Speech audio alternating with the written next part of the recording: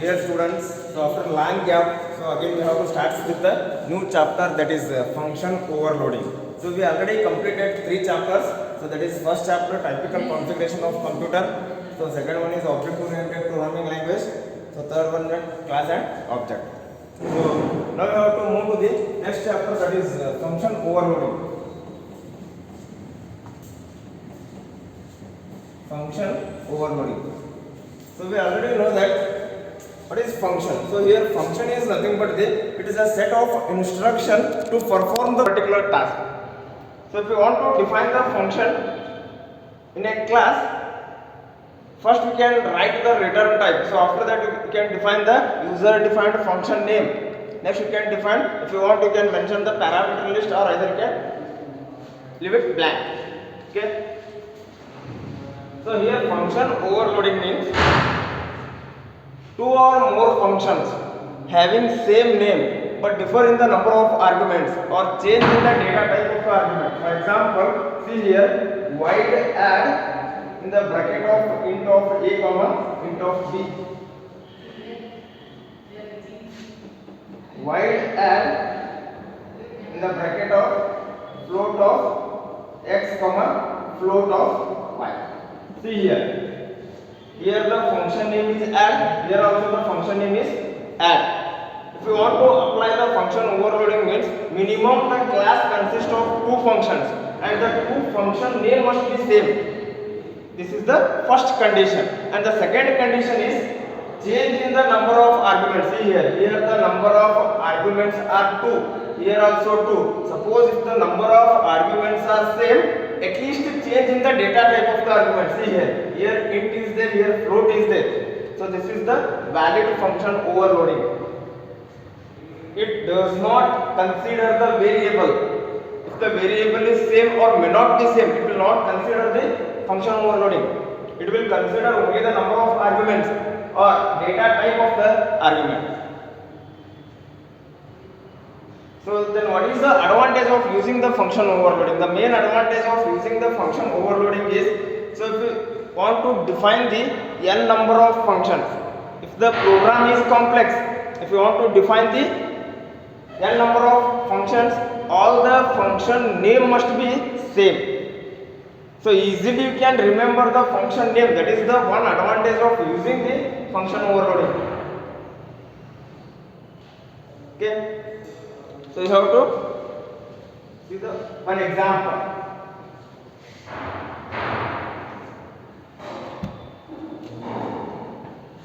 Class sample. Okay. See here class is the keyword and sample is the user defined name. Next it consists of 3 access control specifiers, that is private, public and protected. Okay, now we have to consider only private and public. In the private section I can declare int of c, float of r. Public, so void add in the bracket of int of a comma int of b. See here, we have to write the function overloading. We have to implement the function overloading program. Okay, so the program is to add the two integer and two decimal value using the function overloading. Means first you can define the class. So after that I have to store result. That's why I can declare one integer storage variable and one decimal value storage variable. So next you can write c is equal to a plus b. Finally c out of c. Cout is used to print the value. So next I can define one more function. Again void add in the bracket of float of x comma float of y. See here, float is r is equal to x plus y. Finally cout of r. Finally I can close the class. So here private section means the variables which are declared under the private, so it can be accessed only with the help of public members. Only the member functions of the class can access the private members. Here the class will be closed. So after closing the class, C and R cannot be used because only the scope is only within the class. Outside the class we cannot access the private data members. And suppose if you are not mentioned any private, means by default the variables are private. So we already discussed in the class and object. So once again I have to revise you. Okay. So first you can define the class. So after that, so you have to write the void main. Void main. In the void main, the first thing you have to remember is you can create the object. Then how to create the object? See here, class name is sample. So first I can write sample. Next you can mention any variable. Sample of S. Here S is the object. With the help of this object we can call this add and this add function. S dot add. In the bracket of, see here, number of arguments are 2 and it is of integer type. It means that you can pass 2 integer values, 10, 20. In the same way, S dot add 5.5, 2.5. So it's complete the program. So the execution starts from main function. The object is created S dot add. Here there are 2 add functions are there. Which one it will call? Again it will compare the integer and floating value. Here the 2 integer value it will call this function.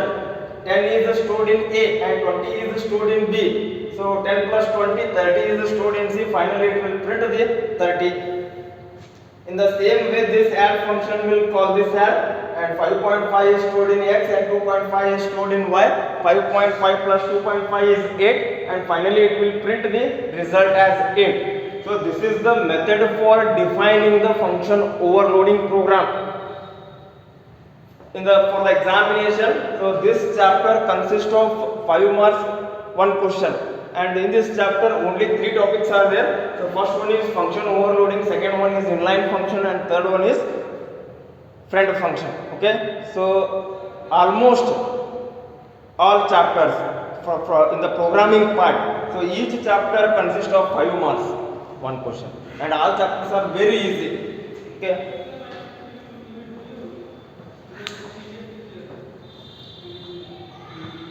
And one more thing you have to remember is, suppose if I change, first function is add, second function I can mention it as a sum, means it is not a function overloading. The program is correct, but it is not a function overloading. Function overloading means compulsory you have to write the same function name. If you are applying 2 integer and 2 decimal values, means 2 function name must be same, and you have to change the number of arguments or data type of the argument. Suppose if one integer is sum of 2 integer value and this one is sum of 3 decimal value, means you can define float of x, float of y, float of z, and don't write this like this, float of x, y inside the function, because this is not a valid. Whatever you have to mention the arguments, compulsory we have to declare with the particular data type, float of x, float of y. If you want to mention the 3 variables, compulsory each variables must be declared using the particular data type. Here you have to mention int of a, b, c, but within the function parenthesis, within the function bracket, it is not a valid. So in the same way, so you have to consider another example, that is sum of. You have to consider sum of 2 numbers is already over. So largest of 2 integer and 2 decimal values. Okay. Here you have to take the function name as large. Here again large. So largest of 2 numbers. So how to write the largest of 2 numbers? Just you can write if x is greater than y or if a is greater than b. Same as it is you can write. If a is greater than b, see out a is large. Else see out b is large. In the same way, if x is greater than y, see out x is large. In the same way, see out y is large. And the remaining thing is as it is, because here function name is large. Just you can change only the function name, other than everything is same. S dot large, S dot large. Here there is no computation, here there is no calculation, only comparison will be there. It will compare 10 and 20 and finally it will shows the B is the largest value. And it will compare 5.5 and 2.5 and finally it shows the 5.5 is the largest value. So there are so many examples are there. Just you can try area of circle, area of rectangle, area of triangle. Okay. So at least you can take area of triangle and area of rectangle. So in one program you can apply the function overloading. Okay.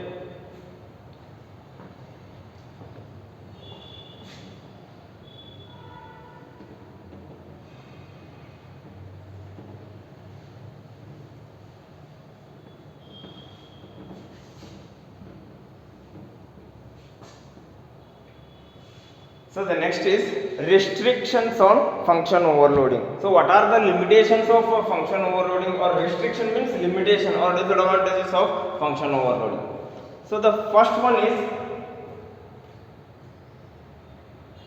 whatever the functions we can define, it must have a different arguments, different number of arguments. So that is the first drawback. Second one is, for example, here wide add bracket wide add int a comma int c here. Here blank is there, here I can pass two arguments. So just I can apply type def. So it is already studied in the first year. So type def is used to change the existing data type name, or it is used to change the function name. For example, type def means it is just like a renaming. Type def add sum. So it means that for this function, so I can apply type def. Type def means type definition. Add sum means instead of writing the add, I can write sum. Means just I can rename the add to sum. See here wide add is there, here wide sum is there. The main drawback, another drawback of function overloading is, if type def is used to change the function name, again it is treated as a same function, not the different function. If we see these two lines, it looks like a different function name, but actually this sum is not a different one, it is a add, same only. You are applying type def to rename the function name.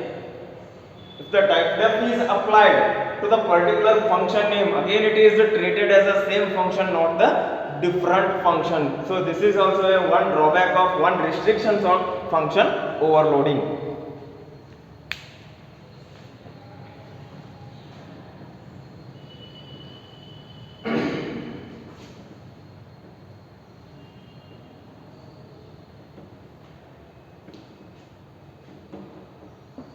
So the next topic is inline function. Inline function. Inline function. So this is also important. Inline function means it is a function which the function declaration is replaced with the function call. The function declaration is replaced with the function call. So here there is no classes, means it is not necessary to define the class. So after header file, simply you can write inline keyword. Inline is a keyword. Int q in the bracket of int of a. So just I can write return A star A star A. Next I can write void main, and there is no creation of object, so int x is equal to 5. So C out cube in the bracket of. See here, there is no function declaration, only function call will be there. So execution starts from where I can declare x is equal to 5 cube of x. It means that x is stored in A. Return 5 into 5 into 5 means it will compute 125, and 125 is returned and it will print here. Inline function means it is only used with the small calculation, and it cannot be used with if, it cannot be used with the switch statement, it cannot be used with while, go to, for and do while. Okay, then why we have to use this inline function? As compared to the normal function, its execution is faster. If you want to execute the program within a fraction of second, you will get the output, but internally it will take less time to execute the function, but the normal function will take more time,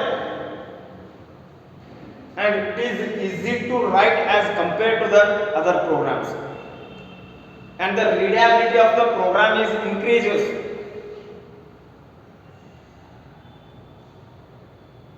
Okay, so here inline, it must be a small letter, it is a keyword to define the inline function, and inline function must be defined before the main function. Okay, so definition of inline function is the function which replaces the function declaration is replaced with function call. Function declaration is not defined, simply you can, that declaration is replaced with the function call. So this is the function call. So this is the function call, and this program is for your lab also. This is the lab assignment 9. Simple program is there. Okay, so directly I can define int x is equal to 5. Suppose if you want to give user through input means you can declare the variable, you can write cout cin, and after that you can put the cout. Only again 2 to 3 lines will be extra.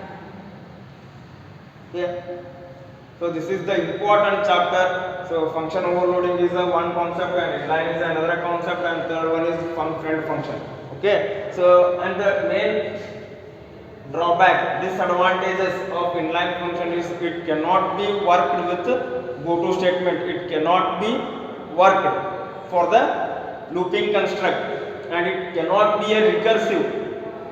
First year you are already studied the recursion. Recursion means the function call itself. Here one function is there means within this you can call the same function. That concept is nothing but the recursion. Okay, inline function cannot be worked for the recursive functions, and it cannot be used with goto. Okay, so these are the disadvantages, limitations or drawbacks of inline function. Okay, in the next class, so we will discuss the friend function. Thank you.